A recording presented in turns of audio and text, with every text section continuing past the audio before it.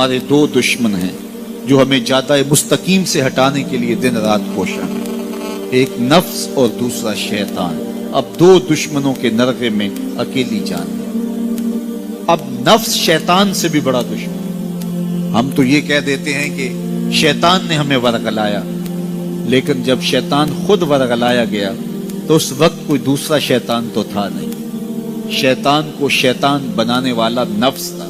اس نے سر اٹھا کے اندر سے کہا تھا نا، انا خیر منہ، میں بہتر، خلقتنی من نار وخلقتہ من طین، تو نے آدم کو مٹی سے اور مجھے آگ سے بنایا، آگ افضل ہے، مٹی مفضول ہے، لہذا افضل مفضول کو سجدہ کیسے کریں؟ اس کے نفس نے یہ دلیل تراشی تھی۔ اللہ چاہتا تو اس کی دلیل کے بتی ادھیڑ کے رکھ دیتا، لیکن کوئی جواب نہیں دیا، بلکہ فرمایا میرے دربار سے نکل جا۔ اللہ اکبر۔ تو شیطان کو جو دلیل سکھائی اس کے نفس نے سکھائی۔ تو شیطان اور نفس دو بڑے دشمن ہیں، یہ دونوں ہمارے ساتھ لگے۔ لیکن اللہ کا کرم یہ ہوا، اذا جاء رمضان سلسلۃ الشیاطین، جب ماہ سیام آیا شیاطین جکڑ دیے گئے۔ آج یہ مسجدوں کے در کشادہ ہو گئے ہیں، پھاٹک کھل گئے، لوگوں کا ہجوم یہ شیطان کے بن جانے کی وجہ سے۔ لیکن اس کے باوجود مہنگائی ہے، اس کے باوجود جو ہے وہ ذخیرہ اندوزی ہے، اس کے باوجود نظر کی بدکاریاں ہیں، خیالوں کی آوارگیاں ہیں، کم تولا جا رہا ہے، کم ناپا جا رہا ہے، اور بہت سارے گناہ بھی موجود ہیں۔ تو جب شیطان بند گیا تو یہ گناہ کیوں ہیں؟ تو جواب اس کا یہ ہے کہ نفس موجود ہے۔ شیطان کے بندنے کی وجہ سے نیکی کا ماحول پیدا ہوا، نفس کے موجود ہونے کی وجہ سے برائی کا ماحول موجود ہے۔ لیکن ہمارے لیے موقع ہے کہ شیطان بند گیا، نفس کا مقابلہ کریں۔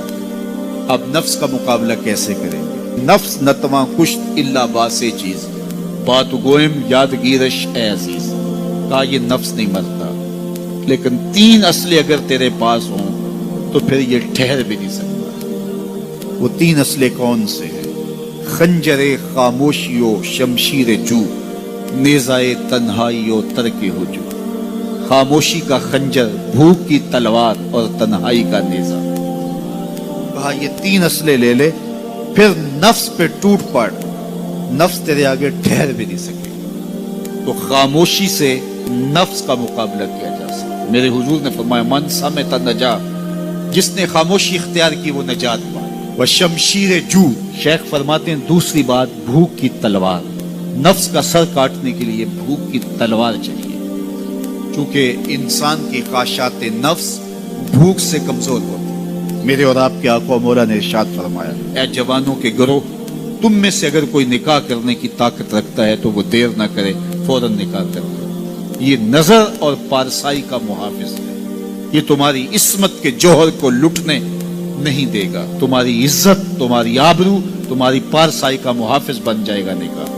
اور اگر تم میں نکاح کرنے کی فی الحال طاقت نہیں ہے، تمہارے حالات ایسے نہیں ہیں، تو فرمایا کہ فعلیہ بالصوم، تو کثرت کے ساتھ روزے رکھو، فإنہ لہ وجاء، اس لیے کہ یہ قاطع شہوات ہے۔ تو بھوک سے نفس کی تہذیب ہوتی ہے، بھوک سے خواہشات نفس مٹتے ہیں، آرزویں کم ہوتی ہیں۔ اس لیے ہمیں بالخصوص جوانی کی عمر کے اندر نوجوانوں کو کثرت کے ساتھ روزے رکھنے کی تلقین کرنی چاہیے، تاکہ وہ اپنی اس عمر کو، اپنی جوانی کو کہیں غلیظ نہ کر بیٹھیں، اور اپنی جوانی کے تقدس کو، عصمت کے جوہر کو کہیں برباد نہ کر بیٹھیں۔ یہ سب سے قیمتی سرمایہ ہے کسی شخص کا کہ اس کی عصمت کا جوہر پاکیزہ رہے۔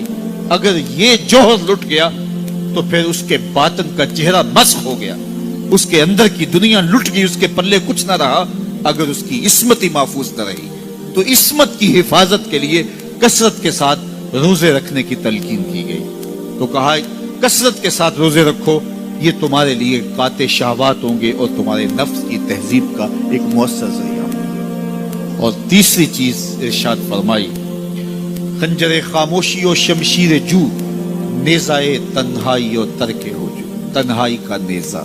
میلوں ٹھیلوں میں زیادہ پہنچنا، بازاروں میں جانا سوائے فتنے کے اور کچھ نہیں۔ اس لیے فرمایا گیا مسجد میں جلدی جاؤ دیر سے آؤ، اور بازار میں دیر سے جاؤ جلدی واپس آ جاؤ۔ تمہارا دل مسجدوں میں لگنا چاہیے۔